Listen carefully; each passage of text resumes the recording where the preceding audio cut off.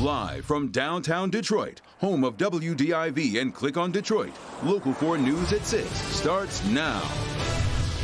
A showdown in court as investigators reveal brand new information in the toxic ooze investigation.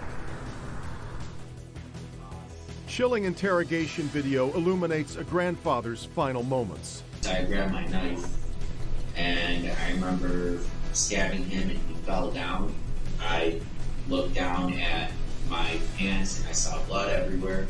But the description of a brutal attack wasn't the only unsettling moment in this courtroom. Inside, a motive for murder, now at 6. That tops our broadcast. The murder was shocking enough. A grandfather stabbed to death at his grandson's first birthday party at a park in Utica. But today's testimony in the murder trial revealed disturbing new details as to the motive. Let's bring in Jason Colthorpe, who's been following the testimony today, which focused on the defendant's mental health. Jason.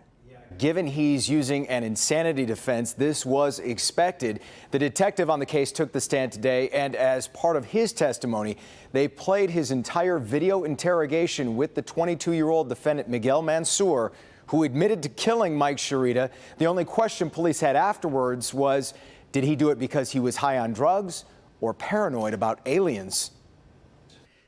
Miguel Mansour sat calmly in the Utica Police Department interrogation room on September 1st, 2018, explaining to a detective what he sees when he goes out in the world. Everywhere I look, it's all I think about. That guy's a human. That guy's an alien. This guy's a human. This guy's an alien. This guy's going to kill this person if I don't do something about it. The 22-year-old Mansour is indeed talking about seeing and killing aliens. 2 hours earlier in Grant Park in Utica that day, Mansour told police he was doing drugs, whippets, when Mike Sciarrita approached him. Sciarrita was there for his grandson's first birthday party and asked him to stop doing drugs in front of the kids. He was moving towards me with his fist clenched, and I thought he was about to attack me. Okay. So I grabbed my knife, and I remember stabbing him and he fell down. Mansour says he thought Sciarrita was an alien, and the next thing he remembers is an officer placing him under arrest at gunpoint. I realized what had happened. I was in a police car, blood all over me. There was a dead body. Okay. Did you recognize the dead body? No, not from that distance, but I realized it was the alien that approached me. The defense called his mother after that, who said Mansour became suicidal in recent years, and at one point he said to her that the TV was talking to him specifically about aliens. A forensic psychologist was also on the stand today. She believed he was legally insane at the time of the murder. That's why this is really difficult. Amazing. Is this a new delusion? You know, was he making it up as he went along? Like trying as a defense? Right. Actually, not related to this crime. If you go back just a month before this killing, that same forensic psychologist examined him and determined he was clinically insane in a home invasion case. And even before that, the year before, his mother testified many times just about how he was often talking about going up north to find and kill aliens. So it goes back a little ways before this. Sounds but like yeah. All right, Jason. Kim. Well, the court battle continues today as the city of Madison Heights sues Gary Sayers. They want him to demolish his electroplating services building. The site said to be the cause of hazardous waste that spilled on I-696, dubbed green ooze. Consumer investigator Hank Winchester joins us now. Hank, today we heard about the building's condition. Yeah, and it's not good. Investigators who've made their way inside say the building is basically a dump and needs to come down as soon as possible.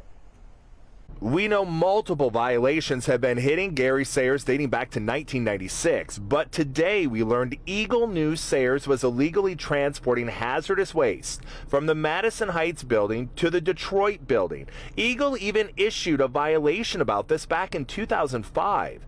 How many drums of hazardous waste were transferred from Madison Heights to Detroit?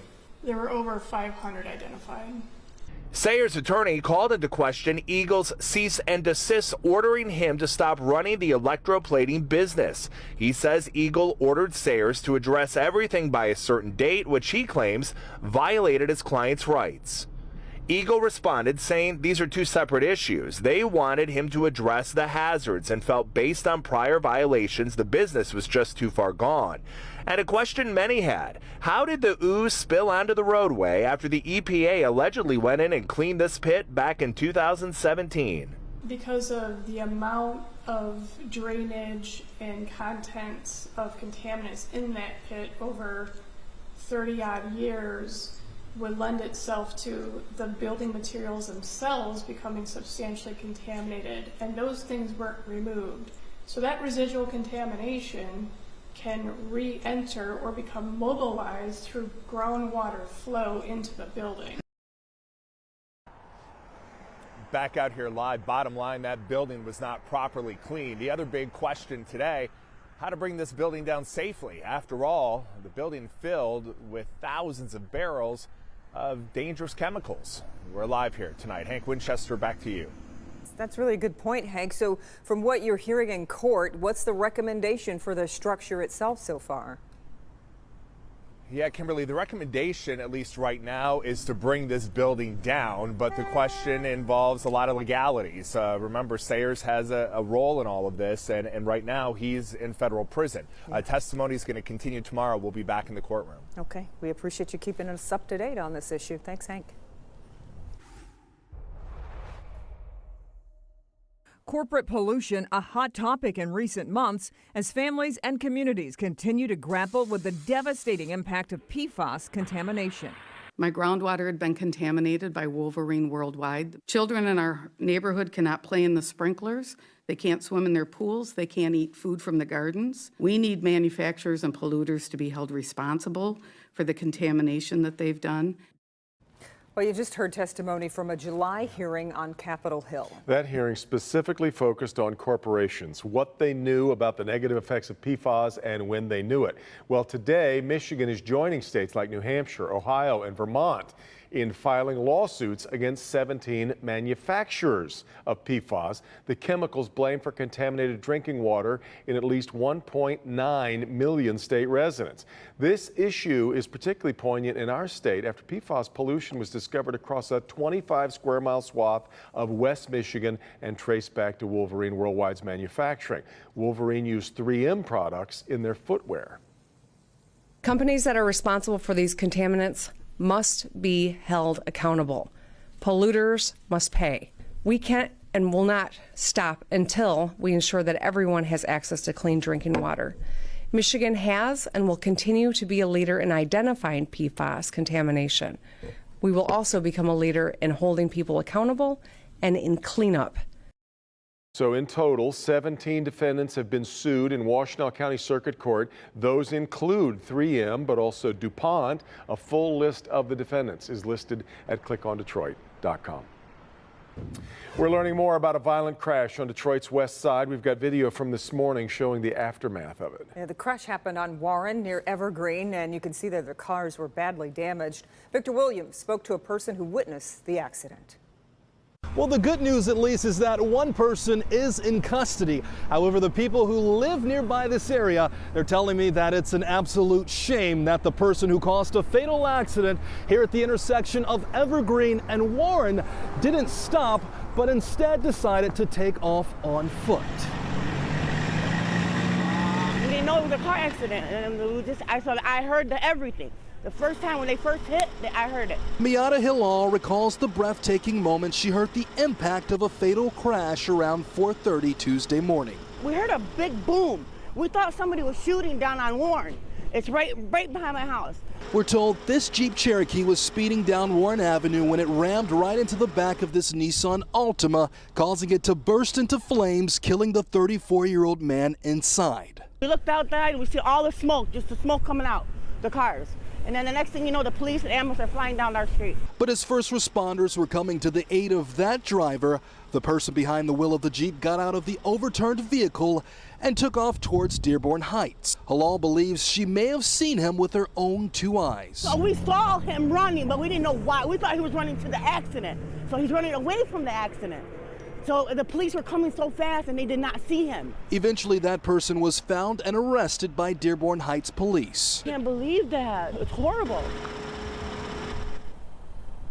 and we are still waiting for a name, a mugshot, as well as a list of charges for that person that is in Dearborn Heights police custody. Reporting live tonight, Victor Williams, Local 4. Okay, Victor, time now for a check of the national stories you'll see ahead at 6:30 on NBC Nightly News. Lester Holt standing by in New York with what's coming up tonight. Hi, Lester. Hey, Kim and Devin, coming up, American firefighters on the front lines in Australia will take you there and show you what's being done to save animals. Plus, the price you pay, the change that could be coming to a fee that airline travelers really hate. And this actually involves one of the country's biggest airlines. Yeah, they're considering a change to their ticket policy, specifically those cancellation fees. We'll look at what other airlines could do in response and what it would mean for your budget when we see you on Nightly News. Just drive you insane. I know, it really Absolutely, I know. One of the worst things. All right, Lester, we'll see you coming up here about 20 minutes from now. Okay. Still to come now, if your New Year's resolution is to lose weight, as it is for many, you might want to reach for an extra cup of coffee in the morning. The surprising link between coffee and weight loss. Here's Ben. Mild air still with us tonight. Temperatures falling into the upper 30s, but we are going to get much colder as we head towards the weekend as the real winter finally shows itself. We'll look at that coming up.